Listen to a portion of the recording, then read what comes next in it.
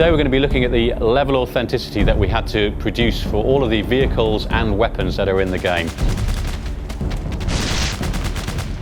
Now, I love guns, but how many of you have actually handled a real gun? I can tell you one thing, it's not like an air gun or anything like that. A lot of these guns are really heavy. For instance, when we were doing the motion capture for Operation Flashpoint Dragon Rising, we had to go to great lengths to get the real guns. This is because the weight of these guns can actually affect the way that the animation looks.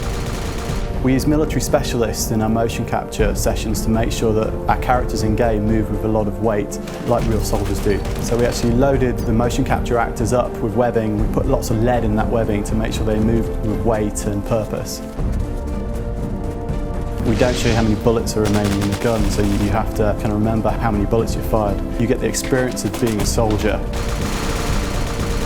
So every vehicle in Operation Flashpoint Dragon Rising has its own characteristics. By this I mean handling, look, turnout, weaponry, etc, etc. Everything from the smallest Jeep to the largest chopper, you'll find a completely different handling experience, but also something that's accessible. You don't need to be able to play a flight sim in order to fly a helicopter in Operation Flashpoint. So when you're driving a 55-ton tank, that's going to feel very different to something like a DPV, which is a very light, agile vehicle.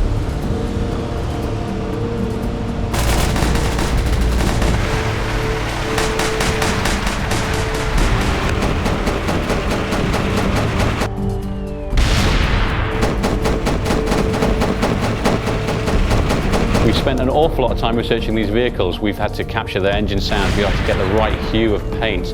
We've also, of course, had to take these brand new vehicles and actually beat up and weather them. From a tactics point of view, it's very important that it's hard to see the infantry. Camo is a vital part of that. You actually find yourself looking for movement much more so than spotting guys, just as you do in real life in a natural environment full of bushes and trees. We wanted to make the game different than all the other shooters out there. In this game you're not a bullet sponge, so we wanted to make the damage model as realistic as possible. The damage in Operation Flashpoint is pretty gruesome. It's pretty much realistic, so if you get hit by a large round, you're very likely to have serious trauma to your body. The visual point of view represent damage in several different visual stages. You've got blood that seeps through the clothes, then you've got catastrophic damage, which is actually losing of a limb. So you could have your head blown open, your torso opened up, you could lose a leg or an arm. And this is all represented and modelled realistically. For Operation Flashpoint, it's very important to get a really nice gritty style. In order to do that, we coined this phrase, war is seen through the lens. We use that to inform the visual language we use, pretty much in all aspects of art for the game. We use reportage photography, very striking black and white war photography that you've seen for all conflicts from World War II, Vietnam to modern day conflicts. That's typically very high contrast, black and white imagery, very striking. We use that to directly inform the look of the front end. The Egos technology gives us a lot of post-production systems we can use, so film grain, colour casts. We use each of those to create a very, very unique aesthetic for each mission and each time of day.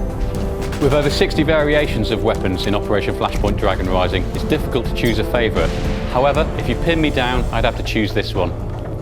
The M4. It's versatile, it's rugged, and it's adaptable. And what's more, if you point it at things and pull the trigger, it kills them. For more personal situations, I prefer to go for 45 automatic, of course, just in case.